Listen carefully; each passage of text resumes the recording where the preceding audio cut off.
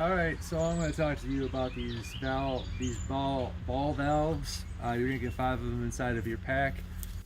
Depending on the size of yours, it might vary, but if you can see on this, is 3/4 of an inch. So what that means is I'm going to put my PVC pipe in here. It's got to be 3/4 inch in here, and this pipe valve is specific to making it so the flow of water stops, just like you're familiar with your regular faucets.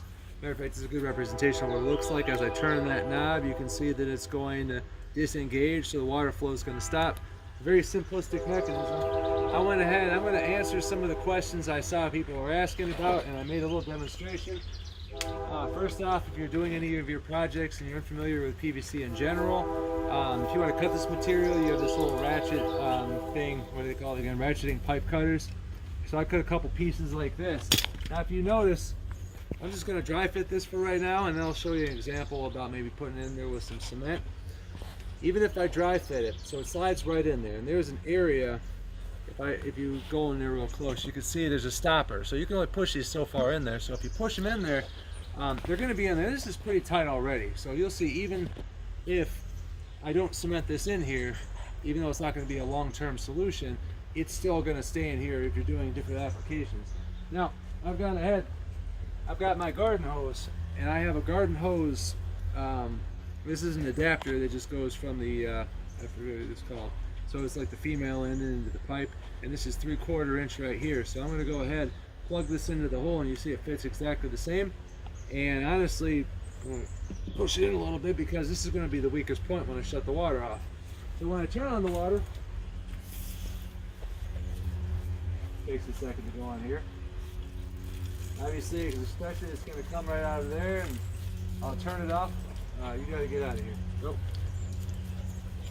It just stops exactly. Now this can handle up to 150 psi, so obviously this isn't going to stop it. But when I was doing some examples a second ago, this part actually popped off on me, but that's only because I didn't cement it in. That means that the water was more likely to push this off than it was to try to bypass this. And I can only explain this to you. I can't necessarily show you, but this has a good amount of force that you got to do for it. So I don't think that out of all the uses you're going to have, I cannot imagine this thing is going to start leaking on you, or it's going to start, you know, getting too loose and shaking out of position. Just for fun, get out of here. Just for fun, I'm just going to attach another one right here. I mean, you'll get creative with it. If you want to try to figure out some different flows, I maybe modulate a little bit, put a little bit more on this other end. I don't have a actual thing for you, but you know, I'm changing the flow of control, and probably don't need to go too in depth with that because I'm sure you get the idea. So I'm just letting that pipe run out of water real quick. My dog's enjoying it. All right.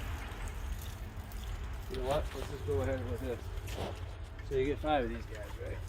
Now, somebody was asking, do you need to use cement? And I was saying, well, you see I had it in there, and if I would have left it there, it wasn't going to just pop right out. Well, if you want to have a more permanent thing, you're making like a, for example, my wife wanted to make a water table, something for my my son to play in, and you want that to be more permanent, right? So you would use something, usually we have cement.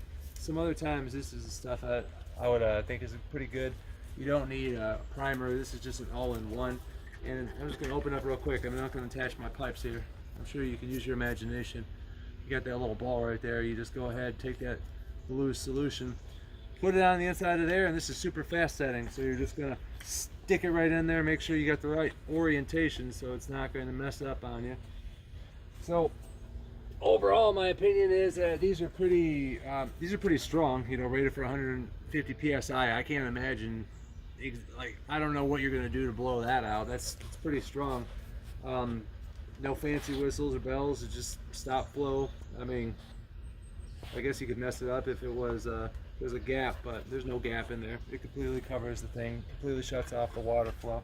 So I want to thank, I think it's I don't know how to pronounce their name. I'm not going to bother pronouncing the name, but I'd like to thank the company for giving me these to review, and that's my honest opinion.